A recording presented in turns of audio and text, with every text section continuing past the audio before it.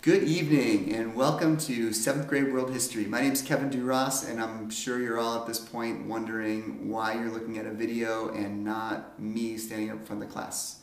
And it's just an experiment in 21st century. No, I'm just kidding. It's not. I am not there for a very good reason. I am not there because I'm in the hospital with my wife, and hopefully at this point in time I am with my new baby, boy or girl. It's our second child. My wife is due today, and I thought if I wasn't going to be there, I need to make a video. So if you're looking at this video, that means that I am at the hospital, probably a proud dad once again. So I hope that you all understand, but I do want to emphasize how important I think this night is and how sad I really am that I'm not there, and that's the truth. Like, I really do enjoy tonight for the simple purpose that it gives me an opportunity to put a name with a face, shake your hand, meet you, introduce myself, and make a connection with you guys, because this school works for a lot of reasons, but one of the main reasons it works is because the families and the teachers, oftentimes, they work together, and when that happens, it's in the best interest of the child, and we can really see some amazing things happen here. So I want to encourage you right off the bat to, if you have an opportunity to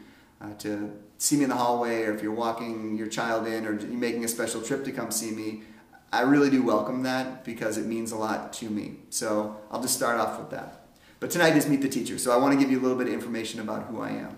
Like I said before, my name is Kevin Duras. I moved here 14 years ago. This is my 14th year teaching, which makes me sound old. I really don't feel old, but certainly after 14 years, you kind of get to a point where you're like, you're almost a veteran. So anyways, I've been here for 14 years teaching both U.S. and world history, and I've loved every minute of it. I truly have a passion for history. And I try in the smallest way, I guess, to instill that passion into your child without making them a history geek, kind of the way I am. I'm sort of on the extreme of things, but I try to teach them the love of history and how important it is. And if we don't learn from the mistakes of our past, and not just yesterday or 5 years ago, but way, way, way back to these early civilizations, that we are in fact doomed to repeat them. So the class does operate, and I'll get back to me in 1 second, but I'm going on a tangent here. The class does operate based on the rise and fall of empires. And what we're going to talk about throughout the year is why some empires, rise to be these powerful, great empires, but eventually fall, and why those falls sometimes lead to a rise in another empire. All of those aspects are going to be the thread that ties together our discussions about West Africa, the Middle Ages, these Asian dynasties, even the exploration of the Americas. It's always this feeling of what led to the success and eventual failure of the group, the community, the empire, the dynasty, whatever it might be.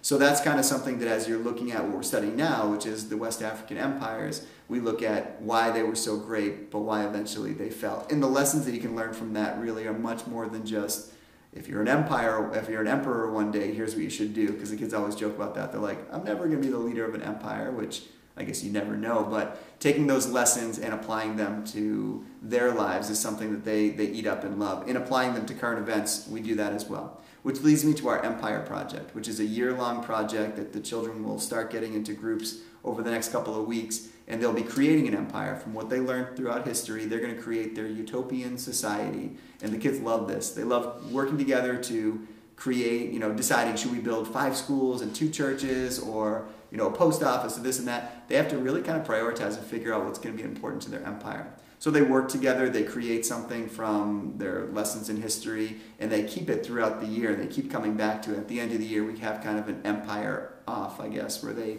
compete against each other, who has the best empire. So that's kind of a fun thing. All right, back to me. The idea of, I graduated from the University of Vermont back in 1999 with a bachelor's degree in secondary education with concentrations in both history and English.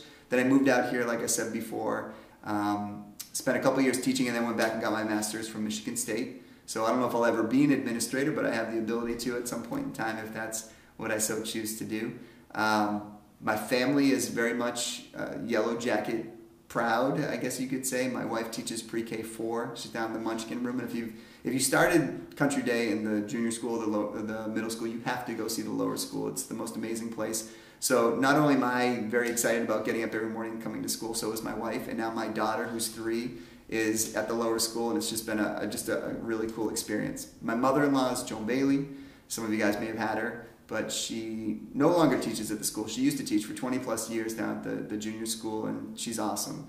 So you can imagine what our kind of Thanksgiving dinner table talk is, with a lot of Country Day students. This, not your children per se, but there's a lot of discussion about Country Day at the dinner table. So yeah, I don't know. That's a little bit about who I am. Like I said before, I love what I do. I'm very excited about being here. The classes so far have been amazing. My 2 7th grade classes are great. You can already tell that there's a lot of energy and excitement, but they're getting into the content now, and you can see them really, the wheels turning, and the thought process is well off in a way. So I'm excited about the year. I hope I get a chance to meet you guys all at some point. Please, like I said, don't hesitate to email me questions, stop in. I'm pretty receptive to any of the feedback that you want to share with me, and I'm looking forward to a great year. So you're free. You're off to your next class if any of you have actually stayed to listen to this. If you have, thank you.